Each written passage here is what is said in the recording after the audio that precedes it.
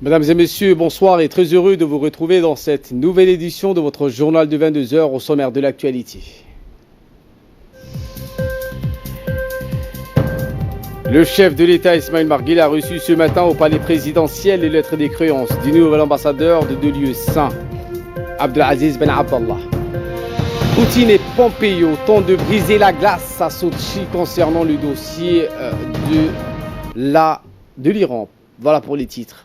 Bienvenue sur Télé Djibouti. Le chef de l'État Ismaël Marguil a reçu ce matin au palais présidentiel les lettres de créance du nouvel ambassadeur de gardien de deux saintes mosquées à Djibouti, Abdelaziz Ben Abdallah Al-Madar. Au début de l'occasion, le nouvel ambassadeur saoudien a transmis au président les salutations du roi saoudien Salman Ben Abdelaziz Al Saoud ainsi que de vœux de santé et de bonheur et de progrès, la paix et la prospérité au peuple djiboutien. Le diplomate saoudien a mis en exergue dans une allocution faite à cette occasion sa détermination à travailler en étroite collaboration avec les autorités djiboutiennes en soulignant également son engagement à œuvrer pour consolider les relations fraternelles et de coopération étroite entre Djibouti et Riyad dans divers domaines. Abdelaziz Ben Abdallah Al-Madar a saisi cette occasion pour rendre hommage au progrès considérable accompli récemment dans les relations entre les deux pays, sous la direction éclairée de ces deux pays, représentés par le gardien de deux saintes mosquées, le roi Salman Ben Abdelaziz et le chef de l'État djiboutien Ismaël Marguil. En réponse, le chef de l'État a d'emblée souhaité la bienvenue au nouvel ambassadeur de gardien de deux saintes mosquées à Djibouti. Les relations entre nos deux pays ont connu une évolution remarquable, illustrée à la fois par le volume et la diversité des échanges, a rappelé en substance le président Guelleh. Rappelons que l'Arabie saoudite est un partenaire clé du gouvernement djiboutien depuis l'indépendance de notre pays, notamment en termes de développement économique et social. Le chef de la diplomatie djiboutienne, Mahmoud Ali Youssouf, porte-parole du gouvernement, a assisté à la cérémonie de remise des lettres des créances.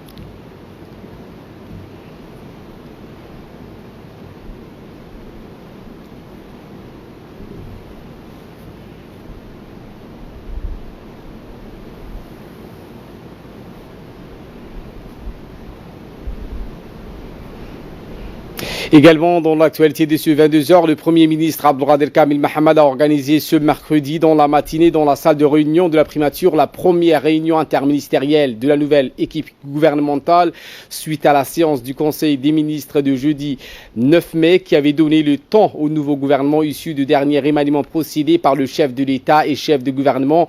Une feuille de route a été assignée au ministre du gouvernement par le chef de l'État Ismaël Marguil et désigné dans la foulée le Premier ministre comme le chef d'orchestre de cette nouvelle action gouvernementale. La réunion interministérielle convoquée par le Premier ministre ce matin avait donc pour objectif de placer l'efficacité et la performance au cœur de l'action gouvernementale afin de relever les grands défis à l'heure et faire face aux besoins et aux attentes des Djiboutiennes et des Djiboutiens.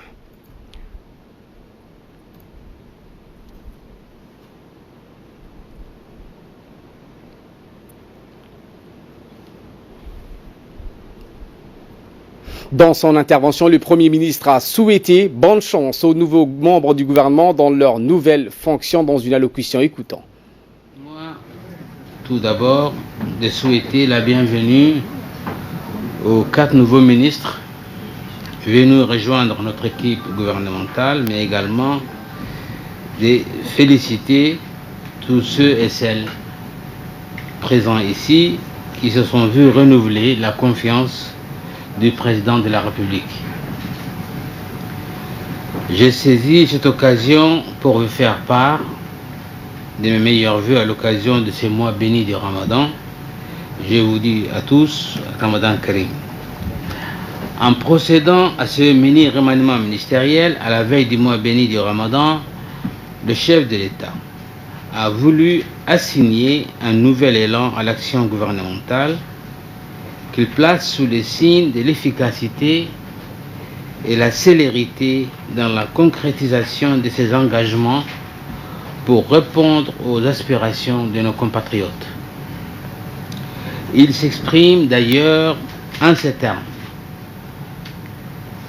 J'ouvre les guillemets. Ce nouveau gouvernement traduit ma ferme volonté d'accélérer le travail accompli afin que de nombreux chantiers que nous avons initiés soient menés à bien avec célérité et produire les résultats attendus pour répondre aux aspirations de nos compatriotes. Fin de citation. Ce nouvel élan marque, comme vous avez pu le constater, un tournant dans la démarche adoptée pour l'atteinte de nos objectifs et la réalisation de nos défis. En exprimant sa ferme volonté de placer l'approche par les résultats au cœur du dispositif de développement socio-économique de notre pays, le président vient de tracer une nouvelle voie qui allie la performance de la gestion publique avec l'objectif d'une croissance qui soit plus inclusive et qui profite pleinement à tous les Djiboutiens. Cela implique que nos actions soient plus axées sur la réalisation des résultats tangibles et que leur impact soit plus visible pour la population. Aujourd'hui, je ne vous apprends rien de nouveau, alors que nos indicateurs macroéconomiques sont plus que favorables et nous honorent d'un satisfecit, et de toute instance internationale, il ne semble pas traduire une amélioration des conditions de vie des ménages qui en soient à la hauteur. Cela implique aussi une plus grande solidarité, une plus grande cohésion au sein de notre équipe, mais également plus de synergie dans l'action gouvernementale. L'intérêt général doit primer sur l'intérêt personnel et le principe des redevabilités individuelles devra se conjuguer avec celui de la redevabilité collective. Mesdames et Messieurs les membres du gouvernement, la feuille de route du président de la République pour notre équipe gouvernementale est bien claire. Elle traduit sa volonté de poursuivre les multiples chantiers déjà entrepris et de consolider les multiples acquis engrangés, mais également son ambition pour un Djibouti émergent. Il n'y a donc pas de temps à perdre. Et comme il l'a si bien dit, je cite, « Vous devez vous mettre tous au travail rapidement, car nous avons de nombreux défis à relever pour le bien-être de nos compatriotes et pour mener notre pays vers plus de progrès et de prospérité. » Poursuivant son intervention, le Premier ministre a exhorté les ministres de se tenir à la feuille de route que leur a été assignée par le président Guili. Écoutons. L'amélioration du cadre de vie, des conditions sociales de notre population doit être au cœur de chacune de nos actions. À ce titre, nos actions devront porter sur la mise en place des programmes plus ambitieux d'éducation et de formation professionnelle, d'accès équitable à un logement décent, aux soins et autres services de base, de valorisation de la santé de notre peuple avec un accent particulier pour la promotion de la femme, sans oublier au passage la garantie de la sécurité énergétique de notre pays et l'exploitation de nos atouts en matière de nouvelles technologies. Mesdames et Messieurs les membres du gouvernement, si la feuille de route du président est claire, elle est aussi plus exigeante et elle se veut plus pragmatique dans le sens où elle innove avec l'introduction de la culture de la gestion axée sur les résultats et son implantation institutionnelle au niveau de la primature. Dorénavant, la performance de chacune des actions de notre équipe gouvernementale sera évaluée au même titre que notre action collective. Un mécanisme d'évaluation et de performance publique sera mis en place au niveau de la primature pour mieux coordonner les systèmes et les pratiques de la gestion axées sur les résultats du gouvernement avec des indicateurs objectivement vérifiables. Et ce mécanisme devra permettre l'élaboration d'un véritable tableau de bord de sorte que nos institutions publiques rendent compte que l'état d'avancement de leurs programmes dans leurs secteurs respectifs pour en être évalué, apprécié suivant leur efficacité. Cette nouvelle mission qui m'est assignée, si elle paraît enthousiasme, elle n'en demeure pas moins un exercice délicat qui, au-delà de la technicité requise, ne pourrait se faire sans un dialogue permanent et franc au sein de notre équipe d'abord, mais également avec toutes les franges de notre population. Pour ma part, soyez sûrs que je ne ménagerai aucun effort pour mener à bien cette mission et faire en sorte que des résultats rapides répondent aux aspirations de notre peuple, soient produites, honorant ainsi la confiance du président de la République à l'égard de notre équipe. C'est d'ailleurs pourquoi je vous demande, chers collègues, d'engager dès à présent une réflexion sur les voies et moyens nécessaires pour transformer notre gestion actuelle centralisée, bureaucratique, en une gestion moderne qui étudie les différents secteurs, comment transformer les entrants, que sont les ressources et les politiques sectorielles en résultats, et d'en définir des indicateurs devant permettre de les évaluer. Je compte sur votre engagement à tous, car je souhaite une forte approbation de votre part pour cette pratique de gestion managériale et une forte implication dans les réformes qu'elle induit. Je vous laisse donc la parole et je prendrai note de vos propositions sur la mise en œuvre de la feuille de route du président de la République selon les nouvelles exigences. Néanmoins, je souhaiterais qu'à l'issue de cette réunion, nous puissions avoir une compréhension commune des orientations et directives énoncées dans la feuille de route du président, ainsi qu'une méthodologie de travail pour l'implémentation de ces processus dans nos différents départements ministériels.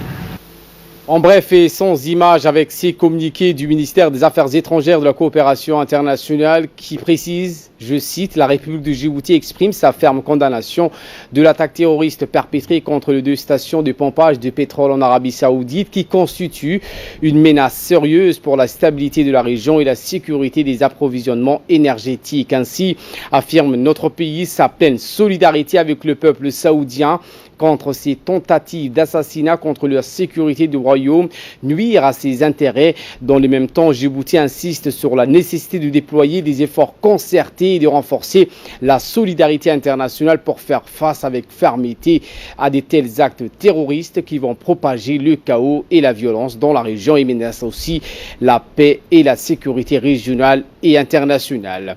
Autre communiqué de la diplomatie djiboutienne, je cite, la République de Djibouti exprime également sa condamnation des actes de sabotage visant les navires commerciaux situés sur la côte est près de l'émirat Fajoura dans les Émirats arabes unis. Ce communiqué affirme que ces actes de terrorisme constituent une escalade dangereuse dans la région et une menace directe pour la sécurité de la navigation maritime, la sécurité et la paix régionale et internationale. Dans le même temps, Djibouti souligne sa totale solidarité avec les Émirats arabes unis, tout ce qu'il faut pour préserver sa sécurité et protéger ses intérêts. Fin de citation. Depuis sa prise de fonction, le ministre de la Santé, Mohamed Warsama Dirie, a effectué sa première tournée de prise de contact au niveau des différentes directions centrales du département de la Santé, accompagné par le secrétaire général, Dr Salah Banoïta, et les proches conseillers. Le ministre de la Santé s'est déplacé dans les différentes directions dans lesquelles il a rencontré les personnels et cadres du ministère. Ce fut donc l'occasion pour le ministre de faire plus ample connaissance avec ces femmes et ces hommes qui composent repose l'ensemble du staff administratif du département de la santé et sur qu'il devra s'appuyer pour la réussite de sa mission. À noter que cette visite de prise des contacts placée sous le signe de la confiance et de la sérénité intervient à quelques jours de la prise des fonctions du nouveau ministre de la Santé. Une visite ainsi à chacune des étapes de cette première tournée. Le ministre de la Santé, Mohamed Warsama, n'a pas manqué de réitérer sa confiance à tout à chacun pour œuvrer ensemble pour l'amélioration de notre système de santé. Le ministre de la Santé, Mohamed Warsama, a reçu également dans son cabinet une délégation de l'UNICEF conduite par la représentante, Mme Janabou Maondé. C'est une réunion qui s'est déroulée en présence du secrétaire général, Dr Salah Badoita, et de plusieurs directeurs et cadres du département de la Santé. Une visite de courtoisie qui a essentiellement porté sur les grandes lignes du plan de travail signé en 29 mars. Contre le ministère le ministère de la Santé et l'UNICEF, notamment la prise en charge intégrée de l'enfant, la santé de la mère, la lutte contre la malnutrition ou encore la vaccination. Ainsi, les deux parties ont également examiné de nouvelles pistes de collaboration en vue de renforcer davantage leur partenariat des domaines d'intervention aux nouveaux thématiques telles que l'eau, l'assainissement et l'hygiène. Le ministre de la Santé, Mohamed Warsama, a salué ces nouveaux engagements de l'UNICEF qui apporteront un appui considérable et indispensable au renforcement de notre système de santé. Toujours le ministre de la Santé qui a également reçu et qui s'est entretenu avec le représentant du Haut-Commissariat aux réfugiés, Abdoulaye Bari, pour discuter des voies et moyens d'améliorer la couverture sanitaire au profit de ces personnes déplacées en vue de rehausser la qualité des prestations de soins de santé prioritaires pour tous les réfugiés répertoriés à Djibouti. L'entretien avec le responsable onusien a donc porté sur le renforcement de ce partenariat dans le domaine de la santé avec le HCR qui est en charge de la question des réfugiés. Ainsi, les deux parties ont pu établir des bases solides sur une collaboration plus étroite entre le département de la santé et le HCR. Le ministre de l'Éducation nationale et de la formation professionnelle, Moustapha Mohamed Mahmoud, a dirigé lundi après-midi les travaux d'une réunion de restitution des résultats de l'évaluation de chefs d'établissement, les hauts cadres, mais aussi l'ensemble des chefs d'établissement qui ont pris part à cette importante réunion qui a fait donc ressortir les forces et les faiblesses de nos établissements scolaires selon les critères fixés dans la grille d'évaluation des chefs d'établissement. Le ministre de l'Éducation a d'emblée mis l'accent sur l'importance de cet exercice qui est l'un des piliers de la qualité de l'offre d'enseignement et d'apprentissage. L'occasion pour lui de souligner l'intérêt de procéder à des évaluations systématiques de manière périodique pour veiller à un fonctionnement optimale de nos établissements scolaires. Les évaluations ont permis de noter sur une échelle de 80 points les établissements scolaires, puis de les classer selon une fourchette de couleurs allant du vert au rouge en passant par l'orange. Ainsi, sur les quelques 193 établissements scolaires évalués dans tous les niveaux et ordres d'enseignement, les résultats de 183 ont été analysés. Il ressort de ces analyses que 92 établissements scolaires ont accumulé entre 60 et 80 points, soit plus de 50% sur l'ensemble. Ces écoles se sont retrouvées dans la zone verte, c'est-à-dire qu'ils ont donné entière satisfaction aux critères d'évaluation. Ils nous ont non seulement évalué, avec eux nous avons appris beaucoup de choses aussi. Je tiens à remercier le ministère de l'Éducation nationale qui a valorisé depuis sa nomination les directeurs d'école et d'établissement. Dans son intervention durant cette réunion, le ministre a enfin mis devant leurs responsabilités les chefs d'établissements scolaires les plus défaillants. Il leur a particulièrement ordonné de mettre en œuvre les recommandations afin qu'elles soient donc suivies des faits. Écoutons le ministre. Juste dans un seul sens, on vous donne un certain nombre de retours, mais il faut qu'il y ait également de la réaction, peut-être des choses qui doivent être améliorées la prochaine fois pour que les choses se rapprochent de cette réalité que vous vivez. En tout cas, j'ai foi en vous. Je sais que sans vous, le système ne peut pas avancer. Et donc, vous êtes, comme l'a dit, vraiment les femmes et les hommes sur lesquels nous comptons pour améliorer les choses, parce que nous sommes plus sur le terrain, mais nous sommes aux côtés des gens du terrain. Mais c'est vraiment grâce à vous. Si les choses doivent améliorer, c'est vraiment grâce à vous.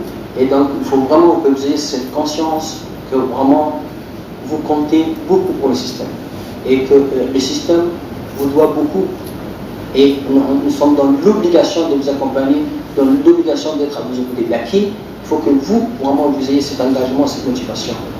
vous êtes engagé déjà, mais que vous renouvelez votre engagement vraiment à être bien sûr sur ce train qui va très vite et qui est déterminé à améliorer bien sûr la situation dans nos écoles. Assalamu alaikum wa rahmatullahi wa barakatuh. Le nouveau ministre de la Communication chargé des postes et des télécommunications, Redouane Abdellahi Badon, a poursuivi ce matin sa tournée de prise de contact avec les différents services et départements sous tutelle. Cette fois-ci, le ministre a visité l'imprimerie nationale de Djibouti, toujours en compagnie de son secrétaire général et le haut cadre de son département. Le ministre de la Communication chargé des postes et des télécommunications, Redouane Abdellahi, a été accueilli dès son arrivée au sein de l'imprimerie nationale de Djibouti par la directrice générale Alida Mouti, les hauts responsables ainsi que l'ensemble des employés. Après l'accueil chaleureux, le ministre a commencé sa visite en compagnie de la directrice générale de l'établissement public à caractère commercial et industriel, Alida Mouti. La directrice générale, Madame Alida, donc, a fourni au ministre de la Communication chargé des postes et des télécommunications plus amples explications sur les moyens techniques de l'imprimerie nationale dans la fabrication de chéquiers sécurisés pour les banques de la place ainsi que d'autres produits numérisés qui sont infalsifiables. La visite s'est achevée avec une réunion du ministre et la directrice générale de cet établissement public à caractère commercial et industriel et ses proches collaborateurs, rappelant que demain, le ministre Redouane Abdellahi Badon visitera la Commission nationale de la communication, communément appelée la CNC.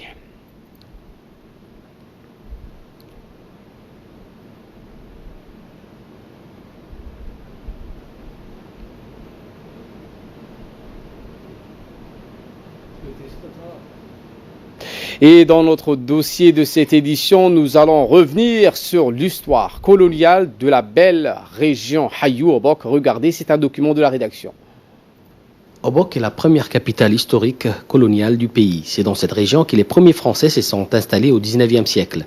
Le nom d'Obok évoque aussi les premiers contacts européens avec la Corne de l'Afrique. Aujourd'hui, il reste encore des traces de ce qui constituait déjà à l'époque une découverte importante pour les Français. Ces phares, appelé la Tour Soleillée du nom de cet explorateur français né à Nîmes en avril 1842 et mort à Aden en septembre 1886, en est une illustration. Un camp de la colonie sera même construit sur place, comme nous le montrent ces vestiges. Ce phare est toujours en service et permet de guider les bateaux. Les Obokois appellent ces sites Baïti Hayou ou l'ancien Hayou, l'Obok du Paris. On nous l'a raconté souvent. Les Français se sont installés pour la première fois à l'ancienne Obok. Plus tard, quand nous étions enfants, en les voyant, on courait derrière eux. Les Français nous donnaient des biscuits et des bonbons. Ici, c'est donc la première capitale à partir de Obok qui se sont installés à Djibouti.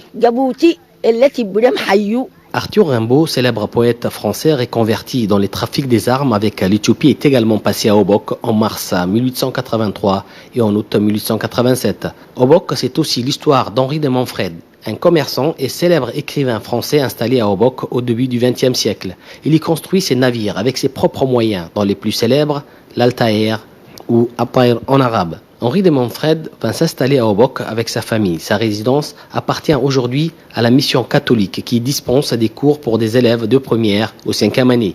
Une maison qui perpétue la mémoire d'Henri de Montfred. Concernant Montfred, il existe toujours des traces de son passage comme l'actuelle mission catholique qui fit sa résidence. Il a été inspiré et écrit plusieurs livres comme Les Secrets de la mer Rouge. Aujourd'hui, la descendance des personnes qui travaillaient avec Montfred sont toujours à Obok. C'est par Obok que la colonisation a commencé. Une fois que nous avons compris les méfaits, nous avons été les premiers à nous soulever contre les colons. Léonce Lagarde, qu'on décrit comme les fondateurs de Djibouti, débarque à Obok en août 1884. Le premier édifice, le plus important, a été construit pour lui. La résidence du comte Lagarde, fondateur et gouverneur de la côte française des Somalies. Ces hauts fonctionnaires et diplomates français vont étendre les territoires de la nouvelle colonie vers le sud du golfe de Tadjoura et finit par transférer l'administration vers Djibouti à partir de 1895. Actuellement, la résidence Lagarde est en plein travaux de rénovation et sert à héberger les hôtes des marques du préfet de la région. En somme, l'histoire d'Obok reste étroitement liée à la naissance de Djibouti. Toujours à Obok, où l'ambassadeur américain en tête, M. Larry André, et ses collègues ont organisé un iftar collectif, iftar qui a réuni le préfet de la région, Hassan Dabali, le président du conseil régional, Mohamed Hamad, le commandant de la police d'Obok, le chef de brigade, le chef de village, des sociétés civiles, des associations et responsables d'ONG. En ce mois béni du Ramadan, le bienfait se caractérise également par des actes de solidarité et de générosité traditionnellement consacrés à la réflexion et au rassemblement des familles et des communautés dans l'ensemble du monde musulman. Le mois saint du Ramadan, l'imam Ayoub Al-Ali, né à Accra et prêche la bonne parole auprès des militaires américains depuis 2018. L'imam a expliqué dans un bref extrait, il faut toujours bien se comporter et manger ensemble sans distinction de religion, ce que faisait le prophète, paix et salut soit sur son âme. Eh bien, l'ambassadeur Larry André a indiqué qu'il est fier d'organiser cet iftar collectif dans la région d'Obok. Solidarité et également pour les bienfaits sur la santé qui en découlent. J'apprécie le bienfait du Ramadan pour les musulmans, notamment ses avantages spirituels et corporels. Cette période sacrée nous rappelle nos obligations communes de défendre la dignité de chaque être humain, chaque jour. Djibouti incarne les préceptes de paix et de charité de l'islam. Ce soir, je remercie encore l'ambassadeur pour avoir choisi Obok pour sa deuxième année, parce qu'il vient de m'expliquer que l'année dernière, cet iftar a été organisé à Dikil. Donc cette année, Obok a été choisi, et pour cela, en tant que représentant de l'État, je m'en réjouis. Profiter de l'occasion pour que la société civile obokoise, bien sûr, qui travaille déjà avec l'ambassade des États-Unis, dire aux familles américaines de profiter aussi, de sortir vers la région d'Obok, qui a de belles plages et des potentialités touristiques et halieutiques très importante. Welcome in Obok. Au chapitre sport de cette édition, toujours dans la continuité de l'organisation de remise des lots des ballons pour le tournoi du mois béni du Ramadan, c'était au tour des directeurs des différents CDC de la capitale de profiter à leur tour de ces dons de matériel sportif, l'octroi de ces ballons. Rentrons dans le cadre de l'organisation des tournois du Ramadan organisés annuellement par les responsables de chaque CDC dans tous les quartiers de la capitale. Cette cérémonie de remise de ballons qui s'est déroulée au stade Haji Hassan Gouled à Ptidon a vu la participation de la directrice des CDC, le directeur du sport, le directeur du stade et le chef de service des CDC ainsi que le directeur des différents centres de développement communautaire.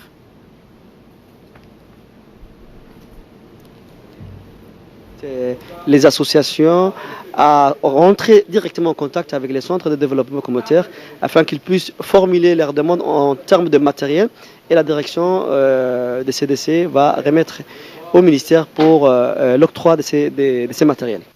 Djibouti participera pour la seconde fois au mondial de foot des moins de 13 ans intitulé Pupille moins de 13 qui se déroulera dans la période du 30 mai au 2 juin à Ploméline en France, au département français du Finistère. En effet, l'équipe qui défendra les couleurs nationales lors de cette compétition est issue du centre de formation sportive de la garde républicaine et ces jeunes ont participé pour la première fois dans la compétition au tournoi du mondial de foot moins de 13 ans en 2018 et n'ont pas manqué de réaliser un chemin remarquable durant le tournoi tout en remportant 3 grandes coupes comme celle la plus convoitée qui était la coupe de fair play et de la discipline, toujours selon les avis concordants du commandant de la garde républicaine, le colonel Mohamed Jamadou Ali, commandant de la garde républicaine qui est aussi le premier soutien et le guide de tout son ensemble instructurel et organisationnel et responsable de cette formation. Donc je pense à monsieur le colonel Mohamed Djama Doualé, commandant de la garde républicaine, qui depuis le début nous suit et de près. Donc j'ai pris le Tout-Puissant qui lui accorde encore une très longue vie pour que ces genre de personnes puissent encourager la jeunesse.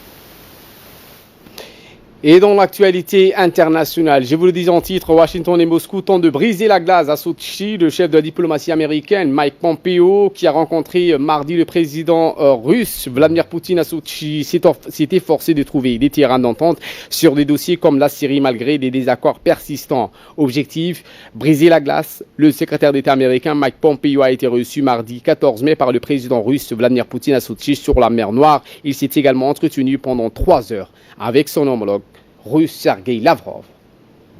Voilà pour l'essentiel de ce 22h. Merci à vous de nous avoir suivis. Très bon suivi des programmes sur Télé Djibouti.